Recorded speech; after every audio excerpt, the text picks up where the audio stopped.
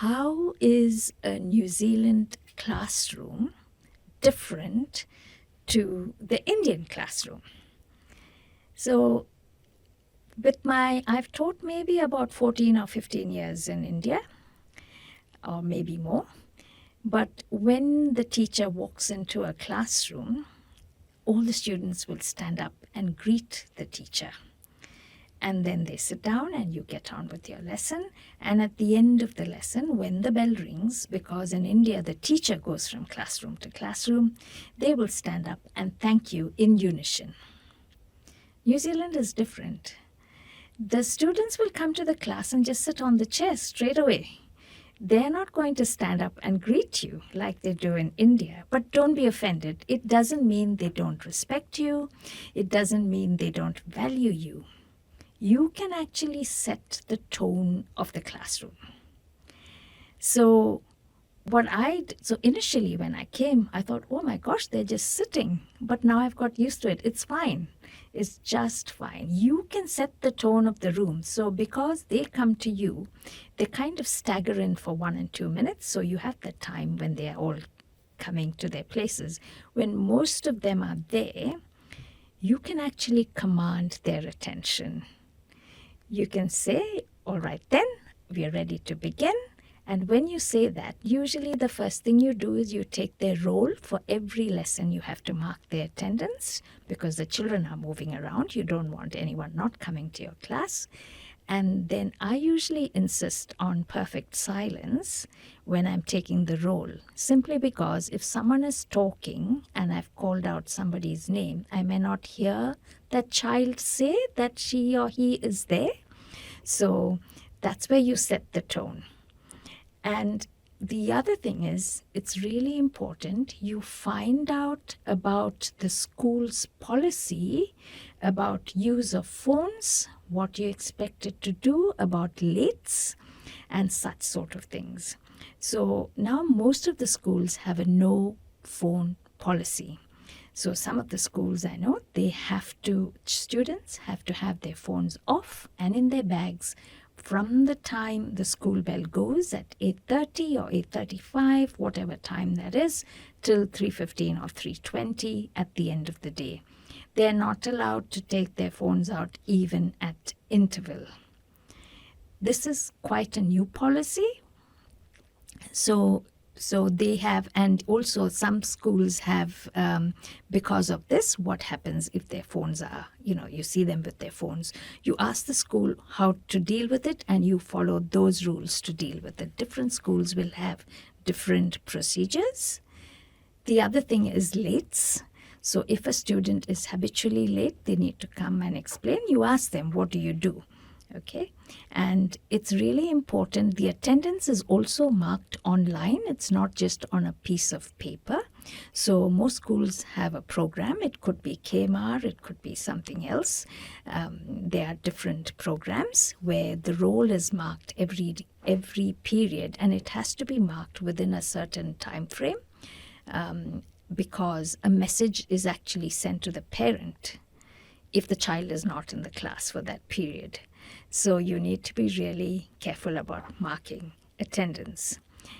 The other thing is, once the students, so you should be in the room while the students are coming in, and when the bell goes at the end of the period, it is actually quite a good practice for you to go to the door of your lab or your classroom as the students are leaving, because you will notice they say thank you to you individually as they're walking out. So they're not all going to stand up together and say thank you, but this is a heartfelt thank you at the end of the lesson. Now, there are some, because this is a multicultural society, and they value some things which are just not done. So we do not touch a student at all. So don't touch the student.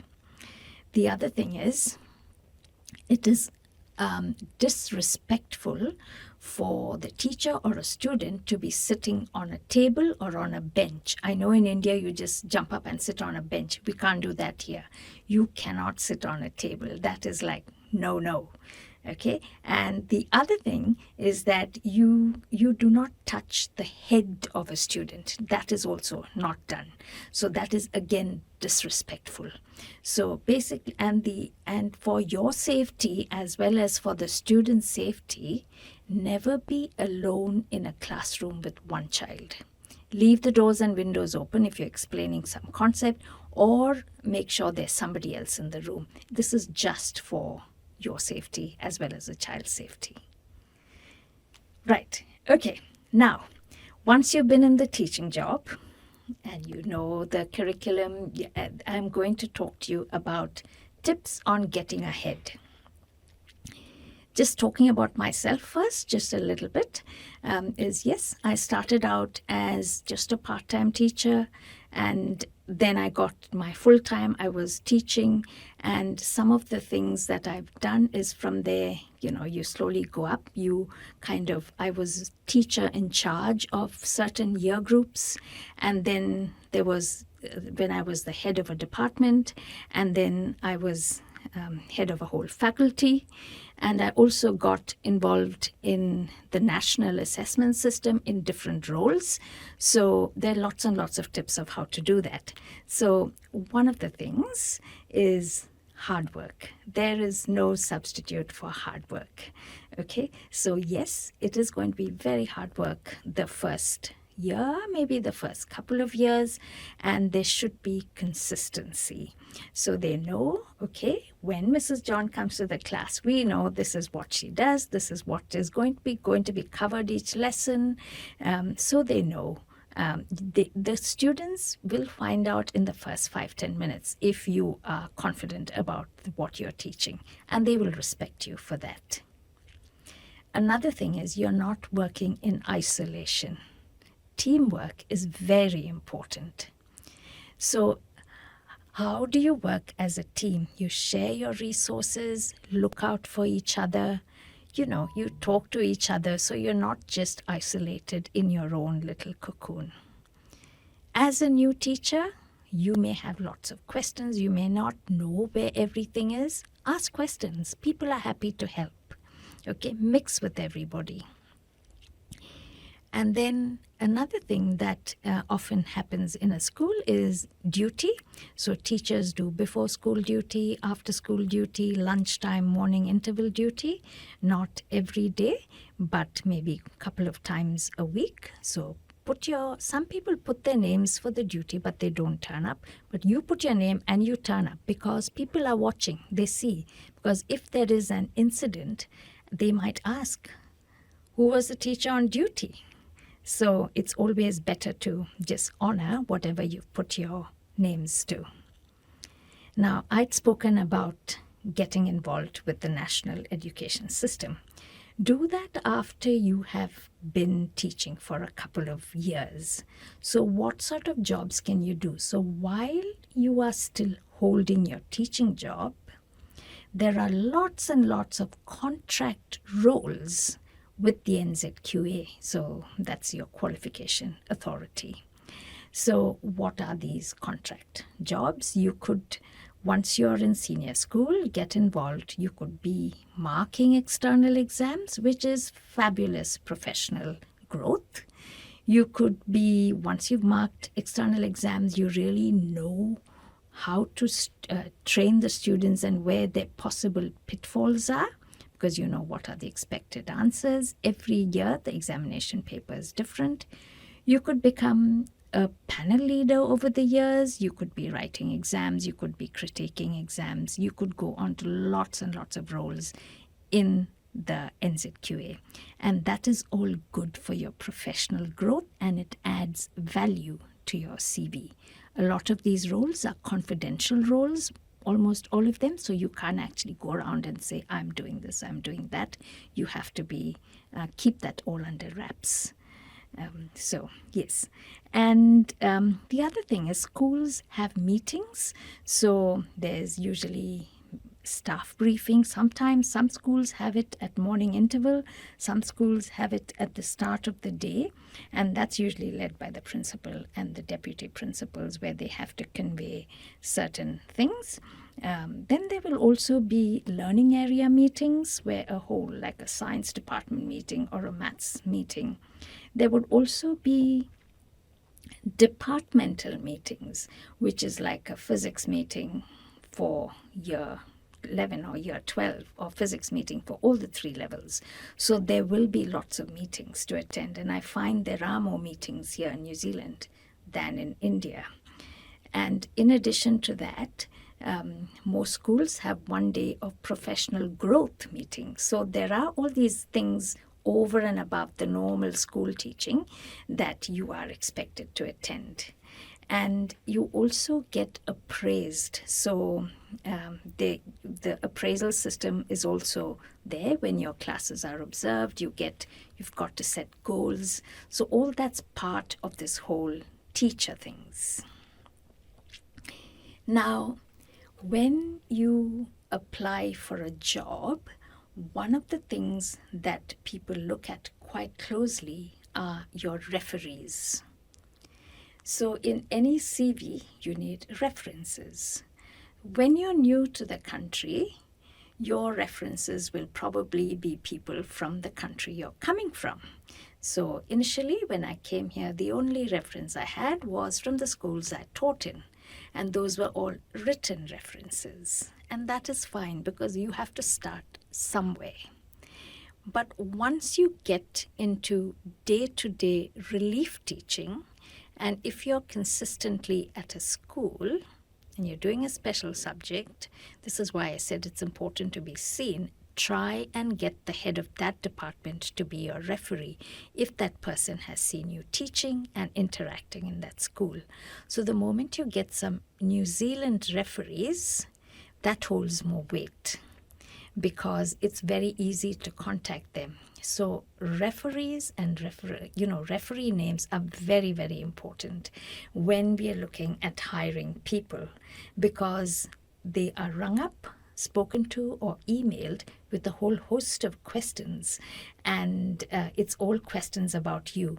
So it's good to build up that referees and have good interaction with other people. So mix, mingle, have a star that you want to latch on to so that, it helps you with your growth. So referees are very important. Now, the next bit I'm saying may be more useful for parents looking at children. There is what is called the zoning system in New Zealand.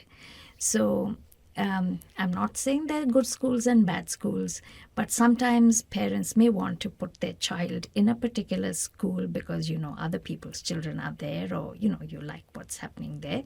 So students usually go to the schools that is in their area. So there are designated areas from where students will get admission. So nobody can refuse admission to you if you're within that area where the school is located.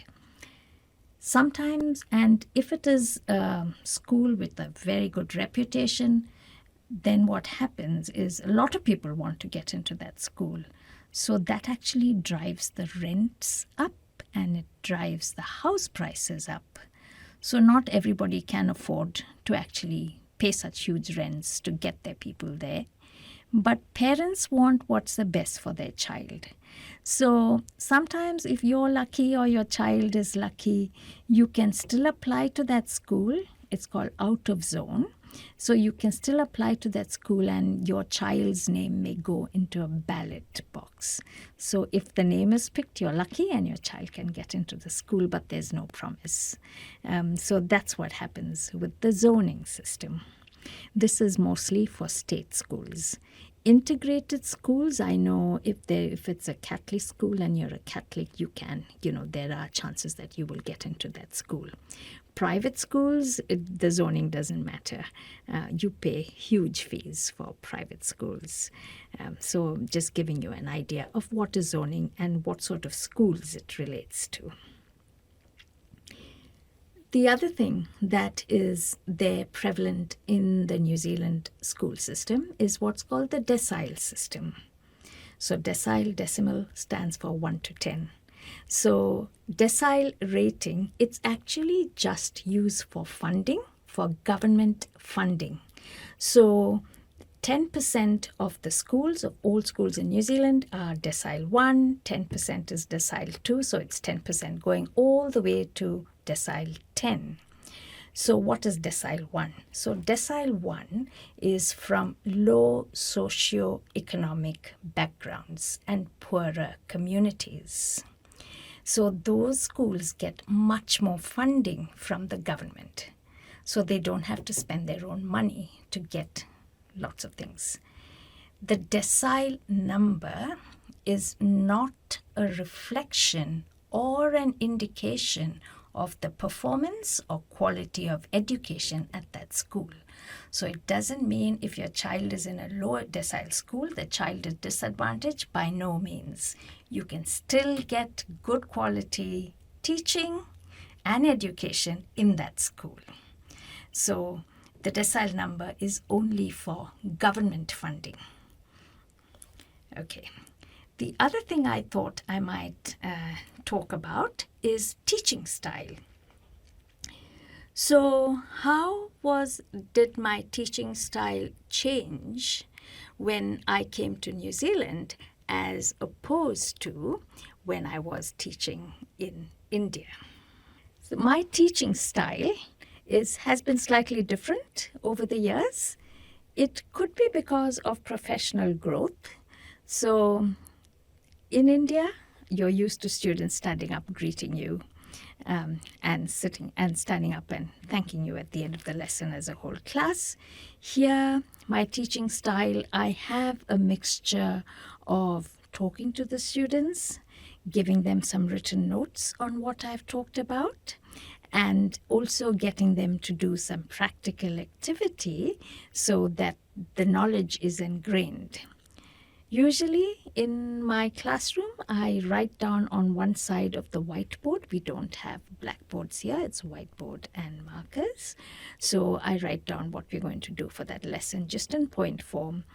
And also I tend to have a seating arrangement, but not all teachers may tend to do that. And it's quite interactive. So it's not just me standing in the front of the class and talking. You go around, get them to explain things to each other. So it's an interactive sort of thing. And there's lots of peer sharing. So once you've taught a little bit, you ask them to explain what they've understood to the person next to you. So how do you prepare for your classes? All schools have lots and lots of resources, and they will have their drive or their some sort of learning management system. So Ivrte school alam, over the years, so many people have contributed and it will all be there. It's not like you have to make up your own resources. Appam oru school kerumbam, you will have access to all these resources. So depending on the class and the lesson, other go through it, and if it is like a question or a problem, you yourself work through it yourself. Pinna practical ondangila, try and do that yourself before the class, just to make sure that is working properly. Okay, so that is one example of how to prepare for your classes. Then if you are doing seniors, then there is also the NZQA websites, No Brain Too Small. Okay, there are lots and lots of sites where you can go and you can see, and there's lots of resources available for you there. The next thing I'm going to talk about is the reporting system. So all teachers, schools are required to report to the parent community. Today's IT world, a lot of things are done online. So every school will have their own sort of reporting system. Chelapam, it may be KMAR or it could be synergetic. They all have their different ways of reporting, and different schools report different number of times in a year. Some schools do it twice a year, some schools do it 3 times a year, so depending on that. So the other thing I want to cover is about tests, exams, and assessment. So every school will find out what is their policies. The schools that I've taught in, we've broken up a huge big chunk to smaller manageable pieces, and after every small little unit of work we have given a little topic test, and after finishing a larger unit then we have given them another assessment so that we can report on this. Schools often have exams. Some schools have an exam halfway through the year and then another one at the end of the year. Some schools have decided to do away with the halfway through the year exam, and they might only have one at the end of the year. So this is for years 9 and 10 in the senior school. But if it is 11, 12 or 13, their big public exam comes in November, and it might go on to early December, and you have given a national timetable, and those exams are 3 hours long for each subject. Depending on how much of it, how many papers you do for each subject, you can use those 3 hours to do your exam. Now, the other thing that happens in schools are what we call parent-teacher-student interviews or conferences. So some schools have what are called student-led conferences, which is about halfway, about 5 weeks into the first term. And that is when there's a student, a parent, and the teacher, but the student is doing all the talking about what the student, and this is a chance for the student to tell the parent in front of the teacher how the year's been going so far for the student for different subjects. And if there is some place where the teacher thinks the student might need more help in a particular subject, then the action can be taken.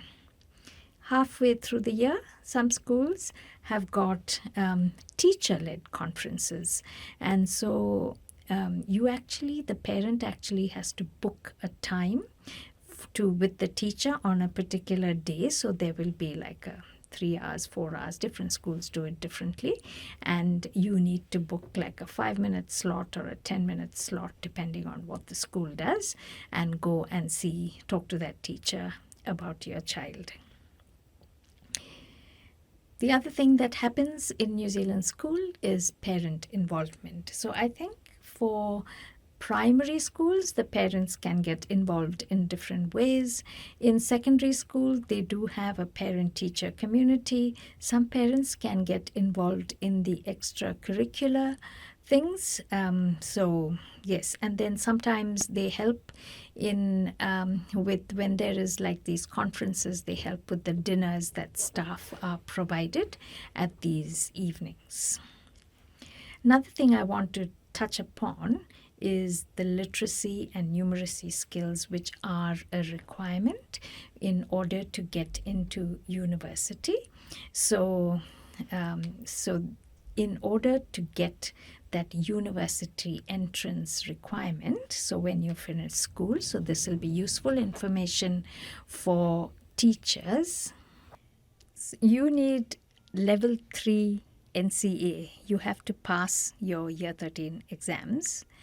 In addition to that, you need 10 credits at level 1 numeracy. That means year 11 you have to have 10 credits in numeracy. So numeracy is offered in maths. Also other subjects like physics also offers numeracy credits. So anything where there's some calculation also gives you numeracy credits. So you only need 10 credits of that.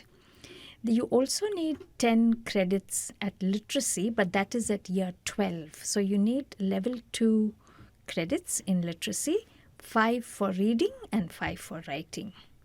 And the fourth thing you need is 14 credits in each of the 3 university approved subjects at level 3.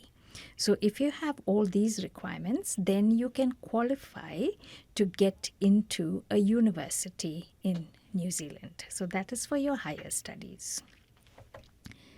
Just talking about the NCA qualification itself, NCA exams, it's a combination of internal assessment as well as external assessment. So the internal assessment are things like practicals, which is hard to put in writing on paper. So practicals in a science, there will be practicals in every subject. You could get 4 credits or 7 credits for those sort of things. External exams, there will only be 3 different standards that are assessed externally over a 3-hour period. So, for example, in physics, the 3 external exams for level 2 and 3 are mechanics, waves, and electricity. So, each of them, if you pass that, for example, if you pass your mechanics, you get 6 credits. If you pass your waves exam, then you get 4 credits, so 6 and 4, 10. And if you pass electricity, you will get 6 credits. So just from the external exams, you got 6 plus 6 plus 4. You get 16 credits if you pass all 3 from the externals. And to get into university, you only need 14, which can be a mix of both internal as well as external. So different schools offer different number of internal assessment and external assessment depending on what sort of students they have in front of them and what they can cope with. But for engineering, I know in Auckland, I don't know if it's changed, they need all the 3 externals in physics. So usually when you have a large number of students going for engineering from a school, you tend to do all the 3 external exams. So that is an advantage to help them. Now, in India, we are mostly used to, when you say science, you only think of physics, chemistry, biology, and then the other subjects could be economics or history or geography and so on. However, in New Zealand, the range is huge. It's vast. You've got sculpture, you've got painting, you've got PE, you've got health, you've got dancing, you've got drama, you've got music, in addition to this, the traditional subjects. So the range, the range is so vast. The student can choose any sort of combination of subjects. So they are actually exposed to a huge variety of subjects. Now, one last thing I wanted to talk about is what is the structure of a school. So when you think you want to get into a school, there are many roles that you could apply for. So if you want to be leading the school, so you have one principal in every school. Some schools even had 2 principals. So one of the schools I worked in had an academic principal, and then the other principal looked after the other stuff of the school. But usually it's one principal. And then below or under the principal, you have deputy principals or associate principals. They come by different names. Different schools have different numbers of these. And below, so those 2, the deputy principal and the principal, forms what we call the senior management team. Okay, so that's a senior leadership team. So it's called SLT or SMT. That's what they are referred to. Now, just below the deputy principals, you have the middle management. So that's where your learning area director comes. So a learning area director is responsible for a whole learning area. So I was responsible for the chemistry, the physics, the biology, the environmental science, the earth and space science, so many branches of science. And then and in addition to that, learning area directors who are all based on the curriculum and the teaching. There's also deans. So deans are in charge. Different schools have it differently. So deans are in charge of year levels. So they look after the student welfare. So you've got deans, you've got counselors. So that's another role. They don't teach as many classes. Yes, they do teach, but not so many classes. Now, below the learning area directors, you have the heads of department. So you could have, head of biology, head of chemistry, head of earth and space science, head of environmental science. So you've got the different heads below that. And then you can also go on for a teacher in charge role. So that's teachers of, could be like, I'm in charge of year 11 physics, or I'm in charge of year 12 physics, or year 9 science. So those are teachers in charge. And then you have the regular teachers who teach whatever subjects it is. Now, in addition to these roles, there's also a huge range of support staff in a school. So these could be lab technicians, data entry, could be in charge of admissions, property, photocopying, swimming pool. So there's loads and loads of jobs available in a school. So that is everything I have to say about the school system. But just by way of interest, I also have my own YouTube channel. If you just go Susan John, and my YouTube channel is a whole lot of physics videos. I don't remember the number, must be 200, 300, 400 videos. They're all really short. It's high school physics that I have a channel for. So I wish to thank Malayalam FM 104.6 and the team for giving me this opportunity to present about how it is to teach in New Zealand. And if anyone has any questions or queries, please direct them to Malayalam FM 104.6. I think they're doing a grand job trying to help people to see how they can fit into what is the system in New Zealand. So it's been an honor to do this. Thank you.